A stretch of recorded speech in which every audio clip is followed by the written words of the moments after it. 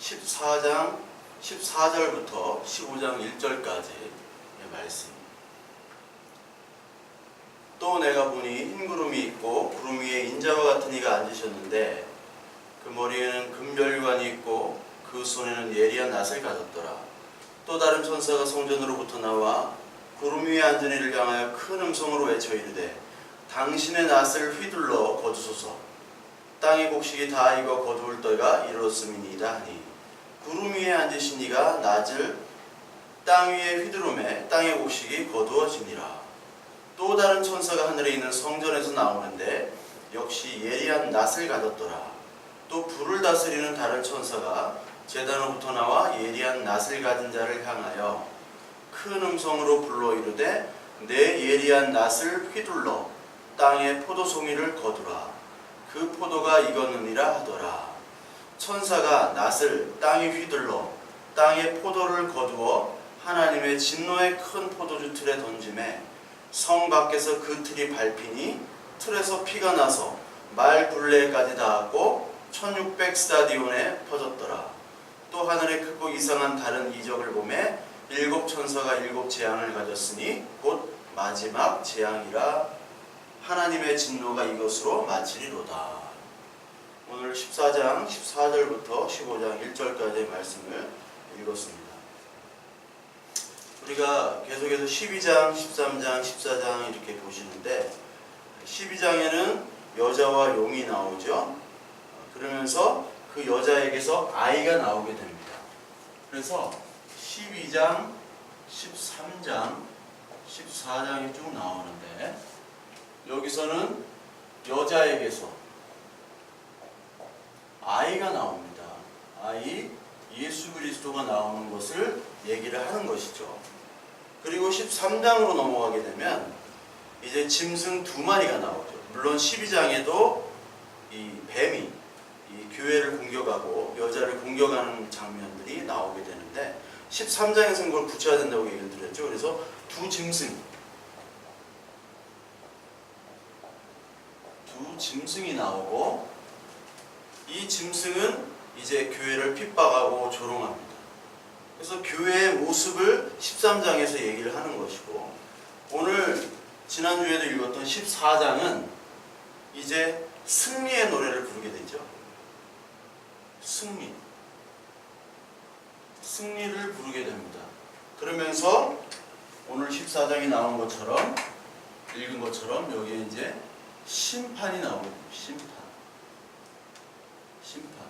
심판은 또 다른 의미로 구원입니다. 우리의 구원.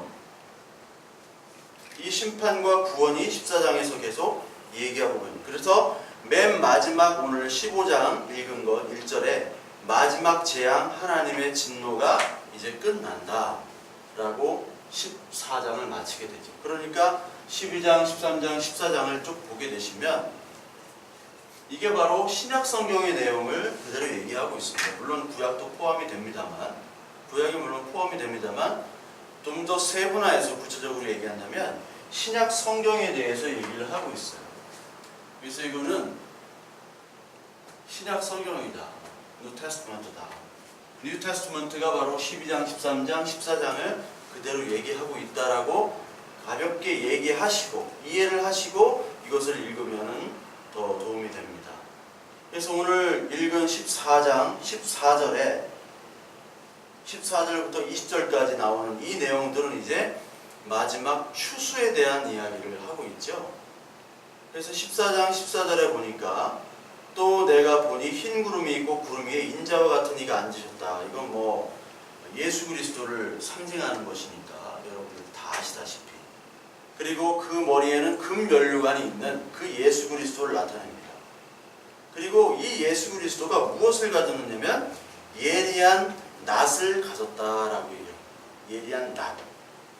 낫은 바로 곡식과 풀을 베는 데 이용을 하는 것이 바로 낫이죠. 그래서 낫으로 추수를 하게 되는 겁니다. 저도 예전에 군대에 있었을 때 대민 지원 그런 거를 한번 나갔는데 그때 낫으로 추수를 했었어요.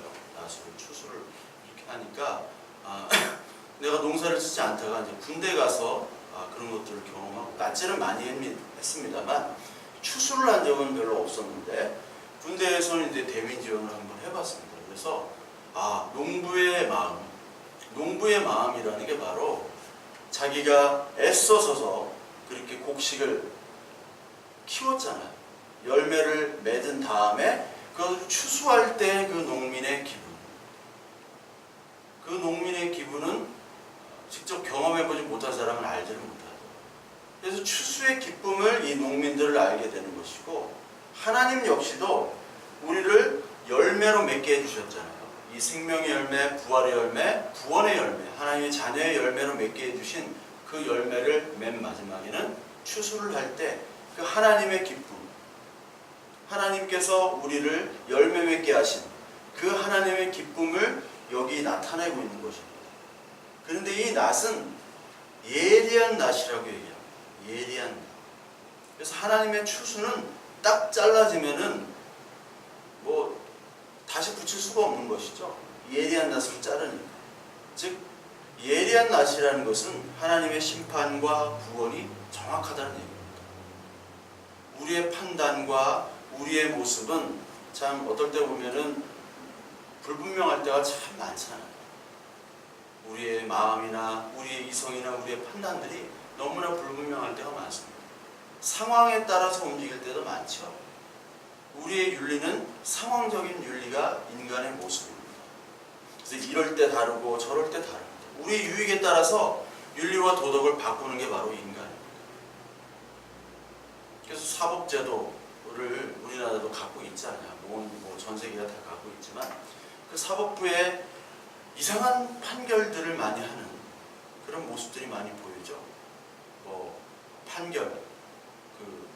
판정의 어떤 거래를 정부가 했다, 이런 의혹들이 많이 있잖아요. 그러니까 사법부마저도, 판사마저도 어떻게 보면은 거래, 돈이 움직이고 권력이 움직이는 쪽으로 판단을 하게 된다는 것이죠. 인간의 판단은 완전하지 않고 불완전합니다. 늘 치우칠 수밖에 없습니다.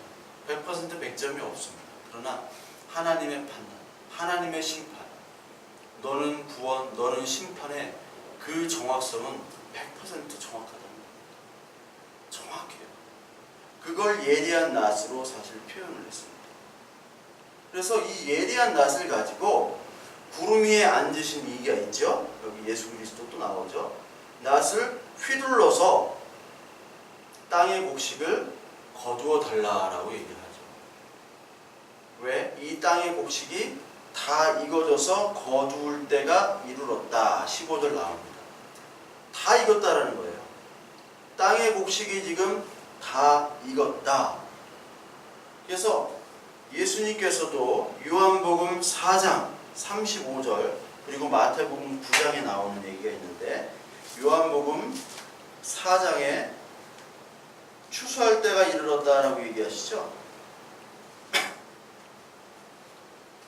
요한복음 4장 35절에 너희는 넉 달이 지나야 추수할 때가 이르겠다 하지 아니하느냐. 그러나 나는 너희에게 이르노니 너희 눈을 들어 밭을 보자. 휘어져 추수하게 되었도다.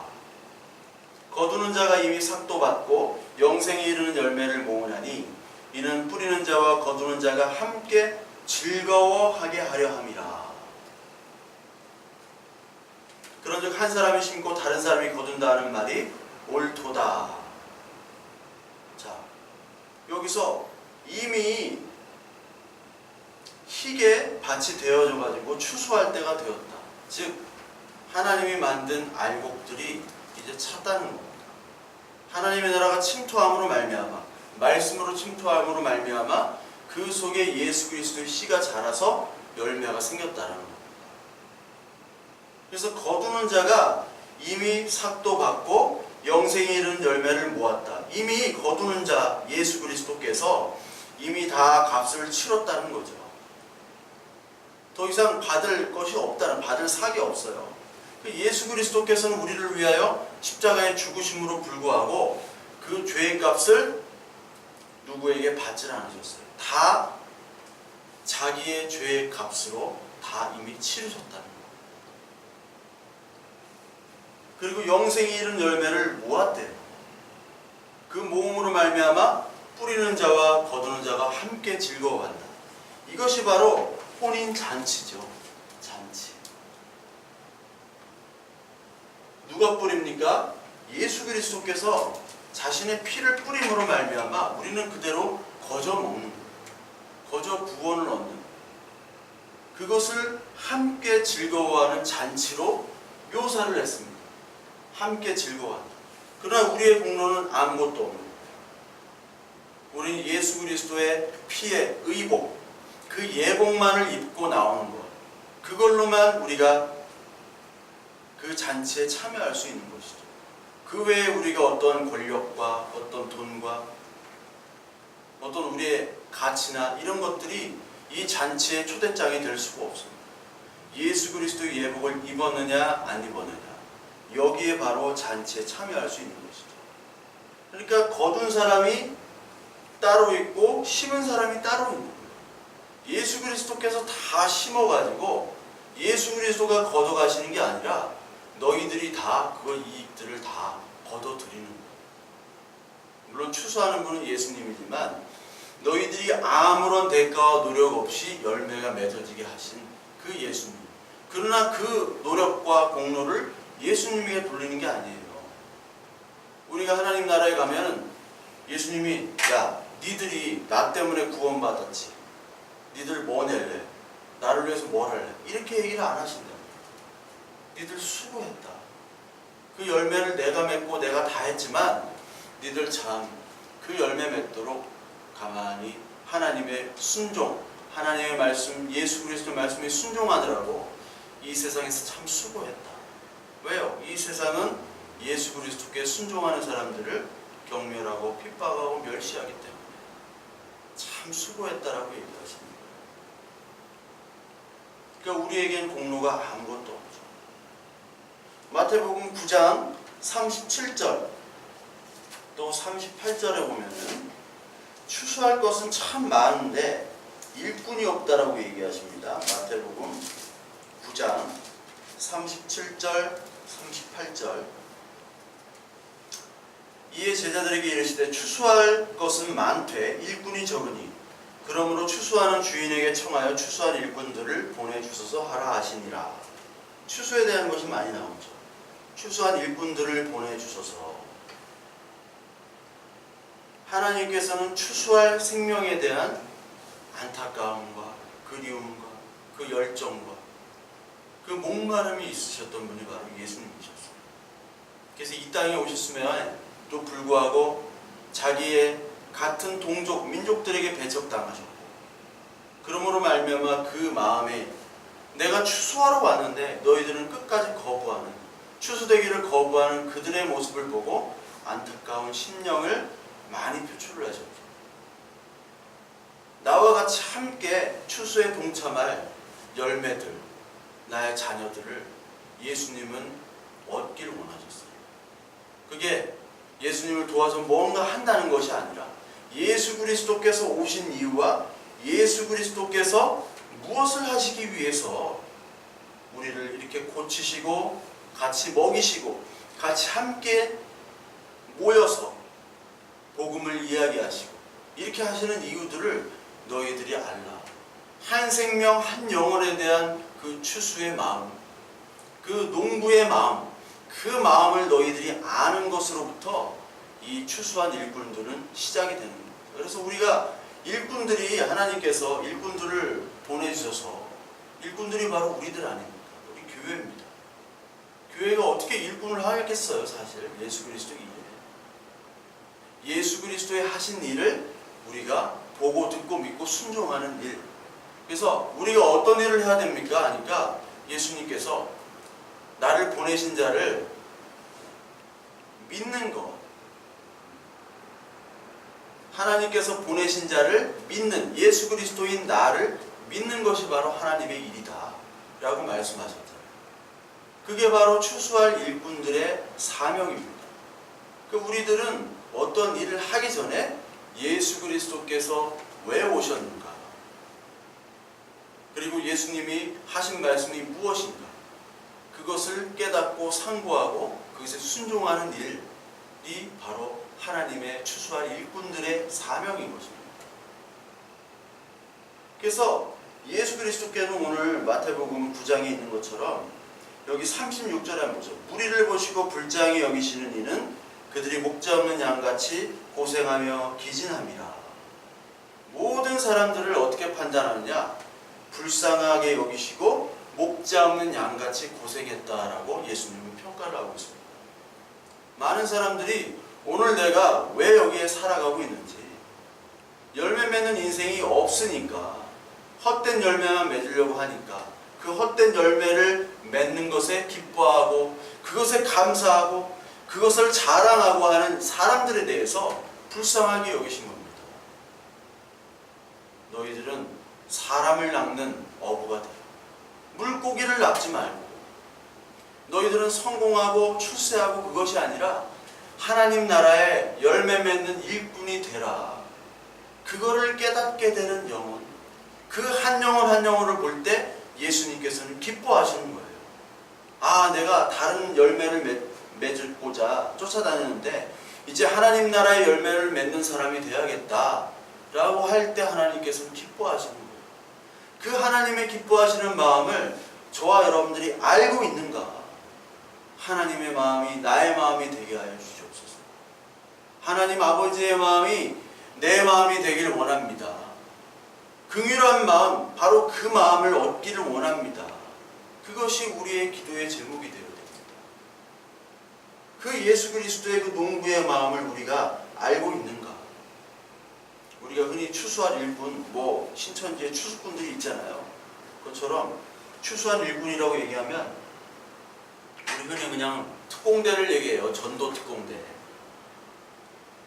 그런 이제 전도 특공대를 얘기하는 것이 아니라, 전도를 하지 말라는 것이 아니라, 전도를 해가지고 사람들을 모여들게 해가지고 막 전도왕을 뽑고 여행을 보내주고 돈을 주고 경품을 주고 그런 거 하지 말고, 전도라는 건 뭐예요? 하나님의 신약과 구약의 전 말씀을 전하는 것이 바로 전도입니다. 그런 막 사람들을 오게 하는 그런 전도 말고 닥달하는 것이 아니라 하나님의 마음이 담겨있는 이 성경의 말씀, 그리고 성경 말씀 깊은 곳에 있는 하나님의 마음을 전하는 거예요. 그게 바로 추수할 일꾼입니다. 하나님의 마음을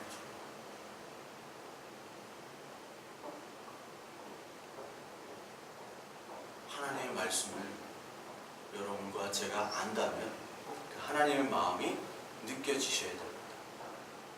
그리고 동시에 하나님의 마음을 우리가 깨닫게 된다면 이 말씀이 들려져야 되고 이 말씀에 우리가 순종하며 살아가야 됩니다. 그렇지 않기 때문에 우리는 하나님의 말씀도 모르고 하나님의 마음도 모르는 거예요. 누구는 하나님 마음 내가 압니다. 나는 기도하는 대로 하나님 응답을 주세요. 하나님 오늘 이루셨어요 하는데 말씀은 몰라. 이거 거짓말입니다. 근데 말씀은 분석을 잘해요. 헬라어가 어떻고 히브리어가 어떻고 뭐가 어떻고 뭐가 무슨 분사형이고 완료형이고 어쩌고 저쩌고 막 하는데 하나님의 마음을 모르는 냉랭한 사람들이 있어요. 그건 하나님의 마음을 모르는 거예요. 그건 하나님의 말씀을 모르는 겁니다. 하나님께서 오늘 익은 곡식들을 원하시고 익은 곡식들을 추수하기를 원하세요.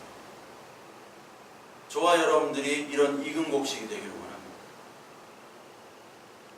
그리고 그러므로 말미암아 이제 구름 위에 앉으신 예수 그리스도께서 낫을 땅에 휘두르면서 여기 땅의 곡식이 거두어진다라고 이제 추수가 된다라고 얘기를 하시죠. 추수가 되었다. 그 다음 이제 17절에 다른 천사가 나옵니다. 이 다른 천사는 역시 예리한 낫을 가졌죠. 근데 어디서 나옵니까? 성전에서 나온다. 역시 성전의 주인 예수 그리스도께서 얘기하시는 거죠. 불을 다스리는 다른 천사가 제단으로부터 나와 예리한 낫을 가진 자를 향하여 큰 음성으로 불러 이르되 내 예리한 낫을 휘둘러 땅에 포도송이를 거두라. 그 포도가 익었느니라 하더라. 우리가 첫 번째는 곡식의 추수였습니다. 곡식의 추수였는데 두 번째는 어떤 추수예요? 포도의 추수. 땅에 곡식의 추수가 있고 포도의 추수가 있습니다. 곡식과 포도. 곡식은 우리들 교회 알곡을 얘기하는 거죠. 알곡. 근데 포도 추수는 뭐예요? 여기를 보면은 포도 추수는 하나님의 진노의 큰 포도주 틀이라고 얘기를 해요. 진노의 큰 포도주 틀. 땅에 포도를 거두어 하나님의 진노의 큰 포도주 틀에 던졌다. 그러니까 이게 진노하는 자, 진노의 추수를 얘기하는 거예요. 그러니까 심판과 구원은 같은 거죠. 여기는 그럼 구원이고 여기는 심판이 되겠죠. 이 포도는 항상 이중적인 의미를 얘기합니다. 지난주에도 얘기했지만 요한복음 15장에 예수 그리스도께서 나는 포도나무여 너희는 가지다. 그리고 예수 그리스도께서 요한복음 2장에 가나 혼인잔치에서 물을 포도주로 바꾸셨죠. 지난 시간에도 언급을 했듯이 포도주로 바꾼 그 역사, 즉 예수 그리스도께서 피로 율법을 완성하신, 즉 예수 그리스도의 몸과 피를 상징하는 것, 구원을 상징하는 것, 보혈을 상징하는 것이 바로 포도잖아요. 포도주. 근데 동시에 이 음료가 뭐에 취해 있다고 그랬어요? 이 요한계시록 17장의 음료가 포도주에 취해 있는 거예요. 어떤 포도주? 진노의 포도주. 그러니까 666은 항상 포도를 하나님의 그 나무잖아요. 포도가 하나님을 상징하는 건데 그거와 똑같은 포도와 포도주를 마시면서 취해 있습니다. 그러면서 우리를 죽이는 거예요. 왜? 하나님의 7의 숫자를 흉내내려고. 이거를 먹어야지 너희들 안식을 해. 그러나 그 안식은 참 안식이 아니라 진노의 우리의 잠깐 쉼이에요. 그래서 우리가 이 세상에서 열심히 해가지고 뭐 하려고 합니까? 쉬려고 하는 거예요. 사실은 돈 벌려고 뭐 공부하고 뭐 취직하고 뭐 장가가고 결혼하고 모든 우리의 행위들은 다 우리의 쾌락과 우리의 안정을 위해서 쉬려고 하는 행위입니다. 근데 그 쉼은 샬롬이 아니라고 그랬죠. 육에서의 쉼이라고 그랬죠. 육에서의 쉼. 7까지 오지 않는 쉼이잖아요. 온전한 안식이 아니잖아요. 그러니까 늘 이 세상은 잘못된 진노의 포도주를 가지고 가짜 포도주를 가지고 우리를 미혹하게 되는 것이죠. 그래서 이 진노의 포도주를 곡식과 같이 지금 추수를 얘기하고 있습니다. 곡식과 진노의 포도주. 그러니까 하나님의 추수는 심판과 구원이 같이 있고 그 중에 하나는 곡식의 추수요, 그 중에 하나는 또 포도의 추수다. 또 포도는 하나님께서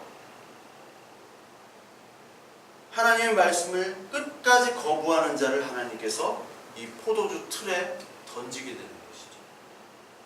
이것은 계시록 19장에도 다시 언급이 됩니다. 19장 15절을 보면 그의 입에서 예리한 검이 나오고 그것으로 만국을 치겠고 친히 그들을 철장으로 다스리며 또 친히 하나님 곧 전능하신 이의 맹렬한 진노의 포도주 틀을 밟겠고, 여기도 똑같이 나오죠. 예리한 검, 즉 하나님의 말씀이죠. 하나님의 말씀, 이 말씀으로 만국을 치고 철장으로 다스린다. 이것은 시편 2편에 나오는 표현이라고 그랬죠. 철장으로 다스리는 것. 친히 하나님의 맹렬한 진노로 포도주 틀을 밟겠다. 즉 하나님께서는 말씀으로 우리를 심판하십니다. 이게 무슨 얘기냐? 하나님께서는 오늘 성령을 통해서 말씀을 저와 여러분들에게 던져주십니다. 근데 여기에 이 말씀을 들리는 사람도 있고 들리지 않는 사람도 있어요. 들리지 않는 사람은 하나님의 말씀을 끝까지 거부하는 사람, 심판자. 끝까지 육을 붙잡고 있는 사람입니다. 하나님이 계속해서 하나님의 영을 보내고 이 말씀을 보낸다 하더라도 이 말씀을 듣지를 못하는 거예요.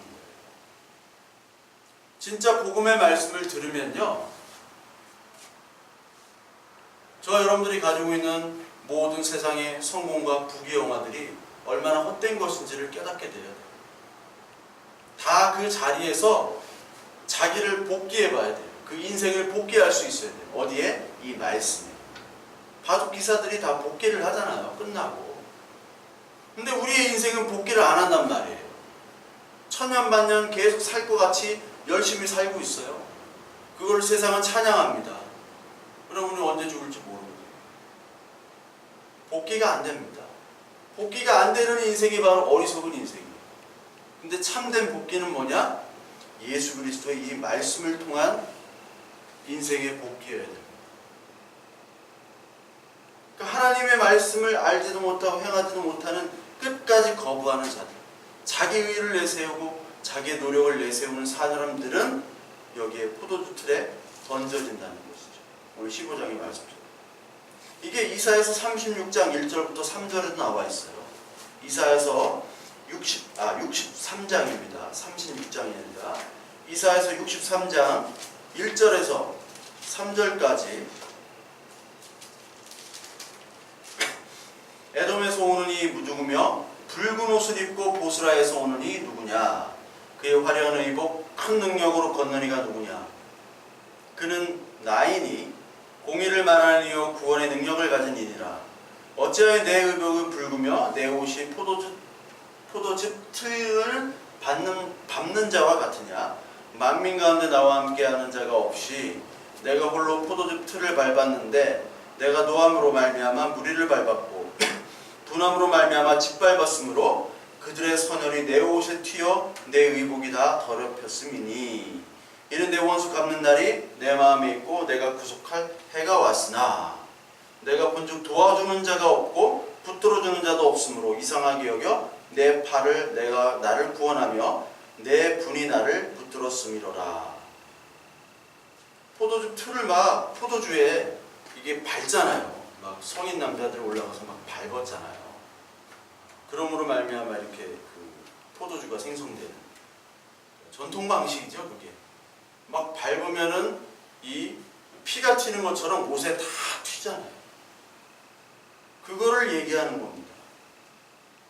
피가 튀는 그 심판. 그러니까 예수 그리스도는 속죄의 피와 진노의 피. 포도주는 두 개를 나타낸다고 그랬죠. 속죄의 예수 그리스도와 진노의 피. 끝까지 거부하는 자들, 끝까지 하나님 말씀을 거부하고 그 말씀을 던지는 자는 예수 그리스도께서 그들을 포도주 틀에다가 던져버리십니다. 처참히 짓누겨 버리시는 거예요. 그래서 20절 성 밖에서 그 틀이 밟히니 틀에서 피가 나서 말 굴레까지 닿았고 1600 스타디온에 퍼졌더라. 여기서 중요한 단어가 성 밖이라는 겁니다. 성 밖. 성 밖에는 그 재물이 있죠. 재물에서 이제 뭐 재물이 탄 그런 것들과 재물의 배설물들. 그러니까 그 짐승들은 재물로 드리기 전에 다 알아요. 자기가 죽을 거. 그래서 막 똥을 싸요. 그런 거 잘 못 보셨죠? 저도 옛날에 이제 막 회식한다고 돼지 고기를 이렇게 줘야 되는데 군대에서 우리는 제가 군대를 하도 무식한 데를 갔다 와가지고 그냥 산 돼지를 줬어요. 그래서 그 돼지를 이제 죽여야 돼요. 해머로 여기 머리를 탁 때리고 목을 따가지고 피를 다 빼야 되는데 그 해머로 때릴 때만 피가 확 튀거든요. 잘 때려야 돼. 기절을 시켜야 돼. 근데 그 죽이기 전에 그렇게 이 돼지가 똥을 싸요. 그러니까 똥은 부정한 것이기 때문에 성 안에 있으면 안 됩니다. 시체, 똥 이런 것들을 성 밖으로 내보내는 또 문이 있어요. 그냥 성의 문으로 되는 게 그게 똥문이에요. 똥문. 그 성에 있습니다. 똥문이 있습니다. 실제로 예루살렘 성에 옛날에 성 밖에 이제 있게 되는 거죠. 그 배설물로 되는 거예요. 배설물입니다. 쓰레기, 저주받은 것을 얘기해요. 아무 필요도 없는 것을 얘기합니다. 근데 이 성 밖에 틀이 밟혀지는 거예요. 즉 하나님의 도성에 없는 자가 되는 거예요. 이게 저주거든요. 하나님의 도성에 없는 자가 되고요. 성 안에 있는 것이 구원이어야 되는데 성 밖에 던져지는 거예요. 성 안과 성 밖. 우리가 측량을 배웠잖아요. 요한계시록 우리 할 때. 여기 11장, 요한계시록 11장에 측량을 하자는데 그 11장에 이전에 성전 바깥마당은 측량하지 말라. 왜요? 쓸모없는 거기 때문에. 하나님의 자녀들이 아니기 때문에. 근데 여기서 굉장히 귀한 하나님의 말씀을 떠올릴 수가 있습니다. 히브리서 13장을 보시면 13장 10절부터 16절까지 13장 10절부터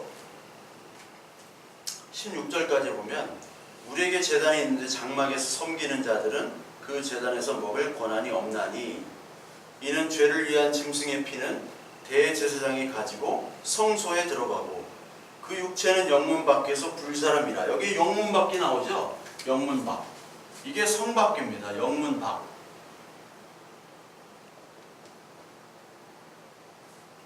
재물을 영문 밖에다가 불사른다고 얘기를 했어요.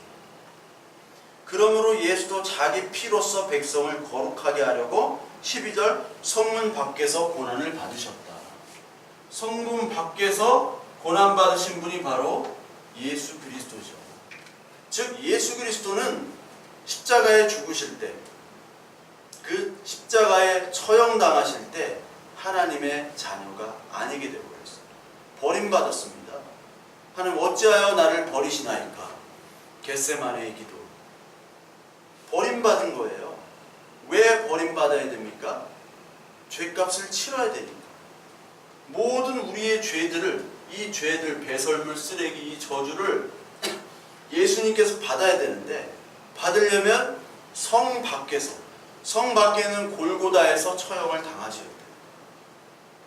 처형은 성 안에서 못하고 성 밖에서 처형을 당하고 십자가, 나무에 달린 자마다 저주한 자다. 신명기 21장을 예를 들어가지고 나무에 달린 자마다 저주를 받은 자다.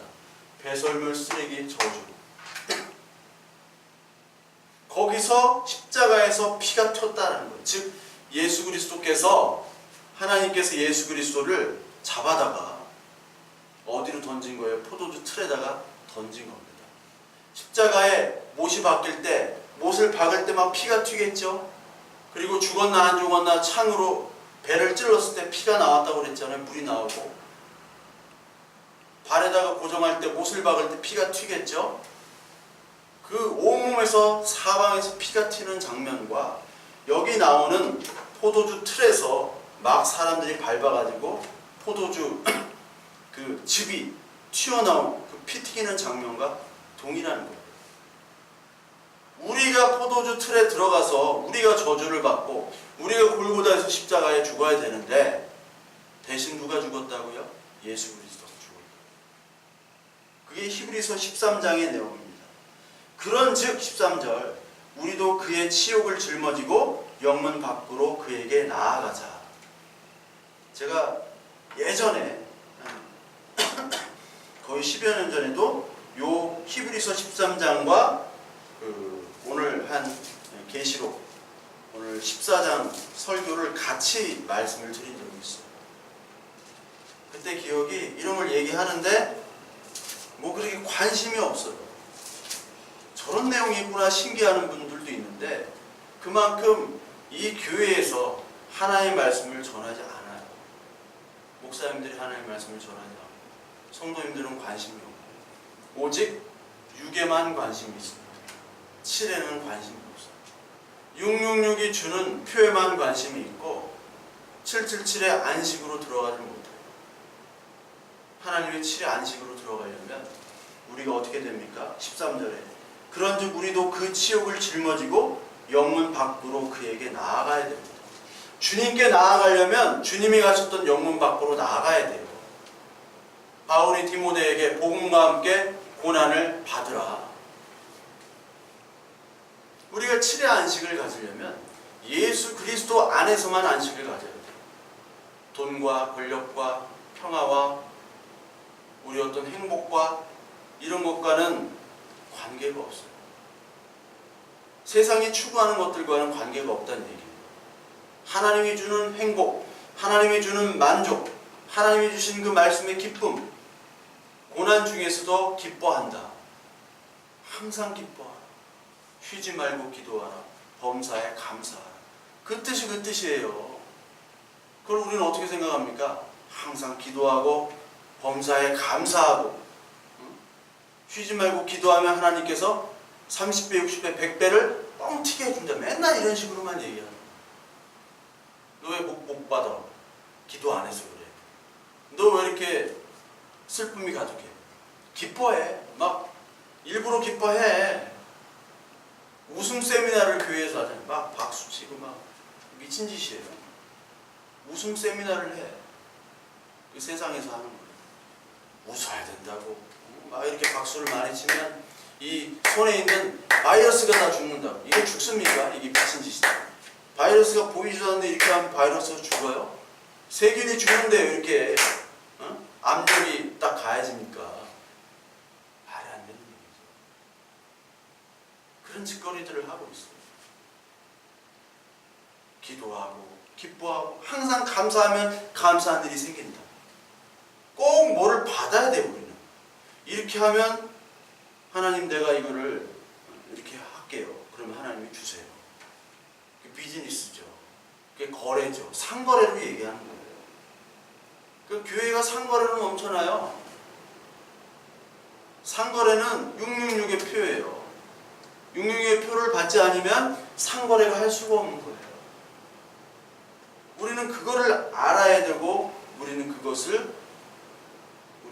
이 말씀 속에서 하나님의 마음, 하나님의 음성을 들어야 되는 거예요. 근데 다 듣지를 못하고 있어요. 그러니까 예수 그리스도께서 죽으심으로 말미암아 저주를 받으심으로 이 포도주 틀에 들어가셔서 저주를 받으신 거예요.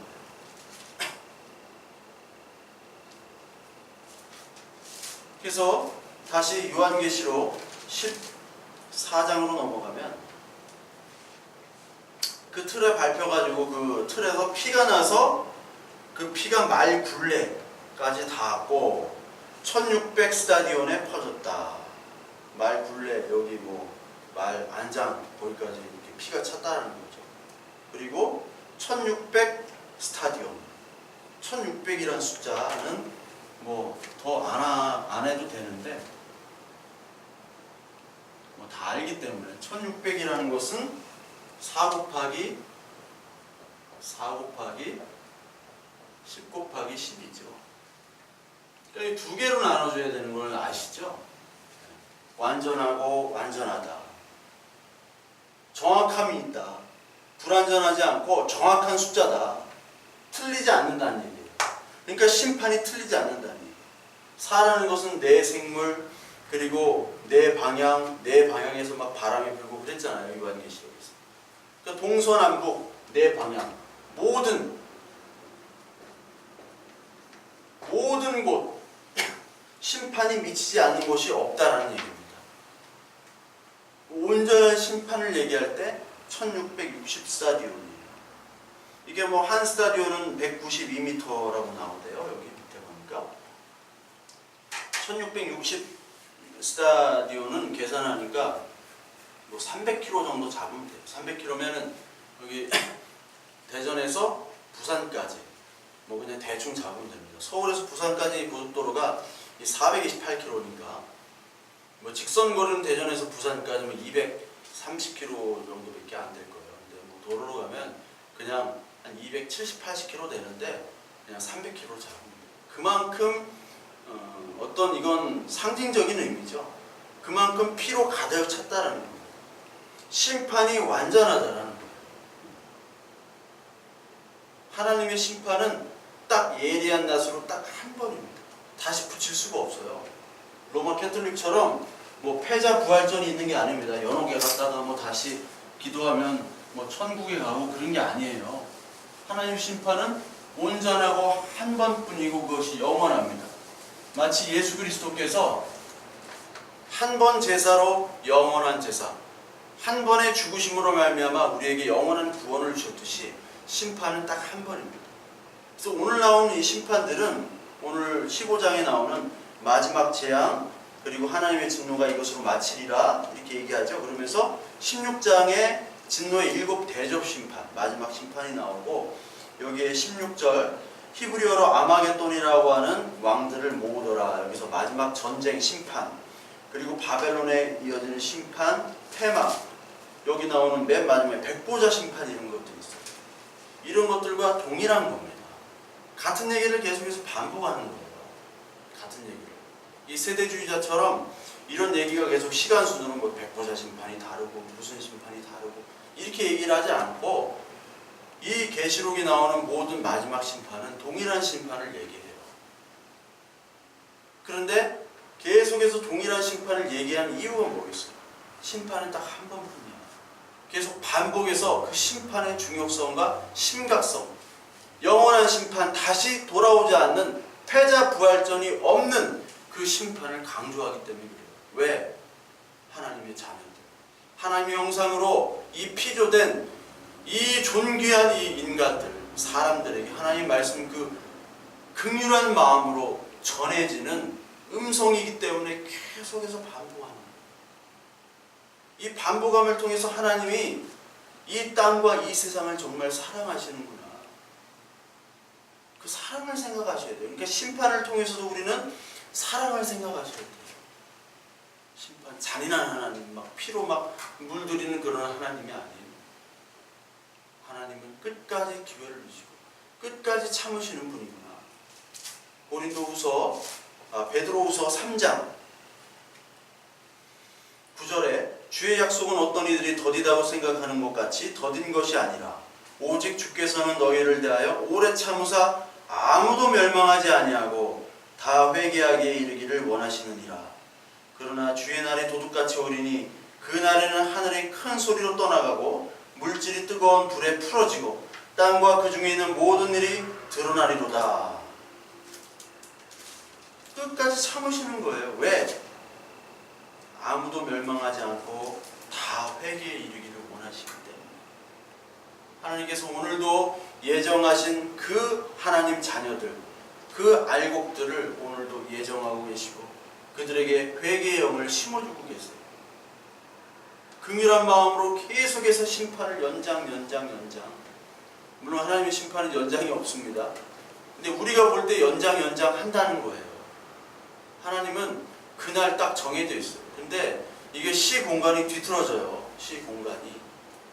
우리가 볼 때는 예정이라는 게 계속 설명을 드렸지만 제가 어느 날 어느 시 딱 우리가 보는 어떤 물질의 변화의 시간 이거를 딱 얘기하는 건데 하나님의 시간과 공간은 없잖아요. 시간과 공간은 정해지지 않습니다. 그러나 하나님이 예정한 그 시간은 있어요. 그 시간은 하나님이 딱 정해놨어요. 그런데 우리가 우리의 차원에서 볼 때는 물리적 그리고 시간적인 공간을 우리는 알 수가 없어요. 이게 이해하기가 굉장히 어려운 얘기인데 뭐 요즘에 영화 앤트맨이 막 작아졌다가 막 커졌다가 거기 뭐 양자역학이 됐다 뭐 얘기하는데 그건 좀 엉터리고요.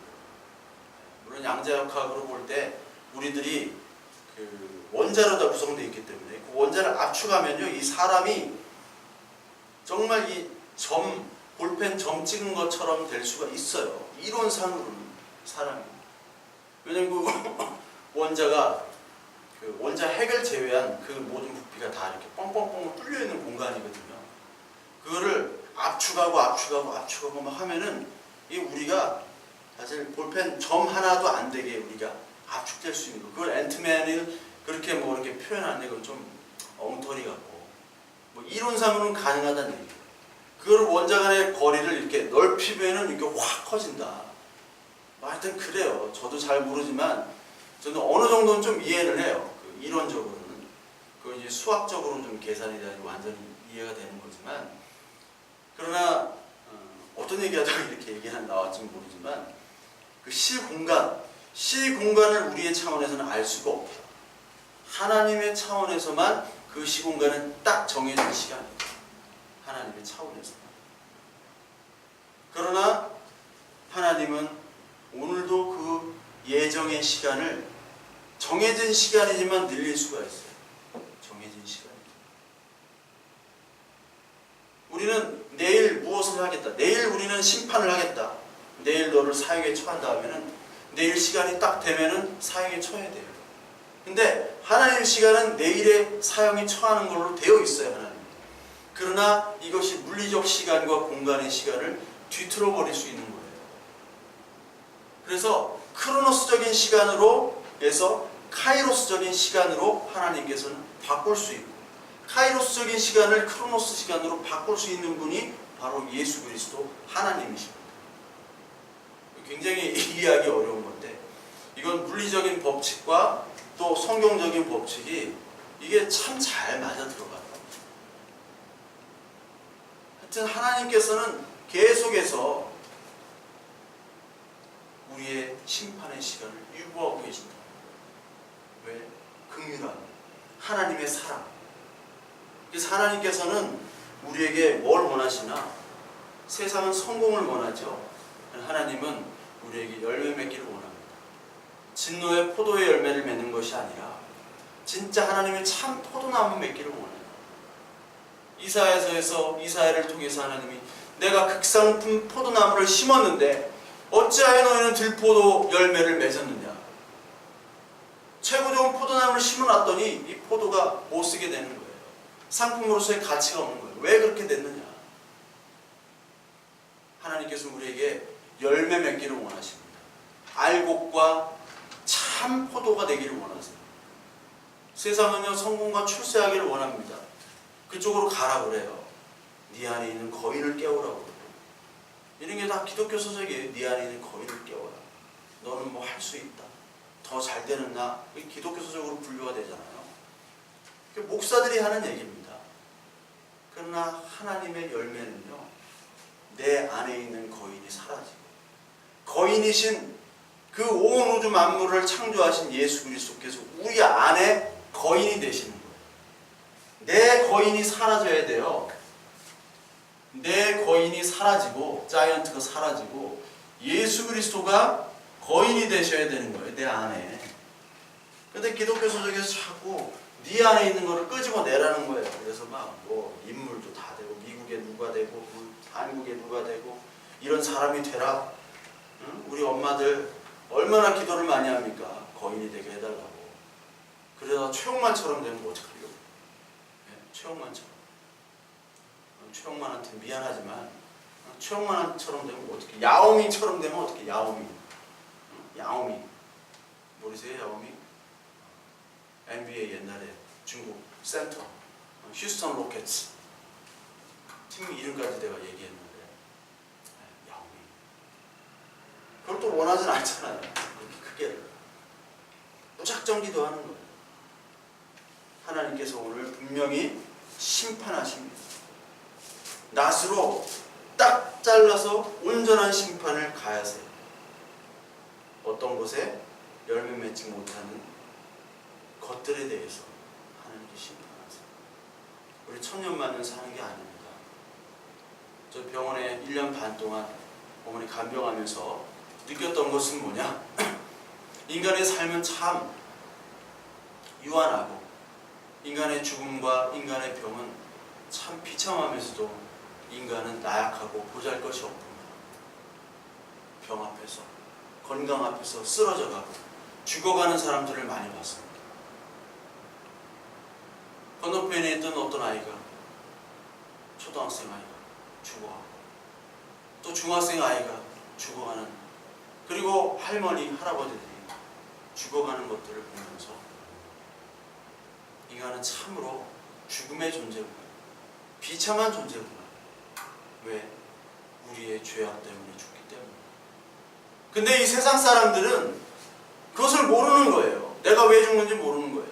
천년만년 살 것처럼 내가 최고야, 내가 이 세상의 거인이 될 거야 라고 살고 있는 사람들입니다.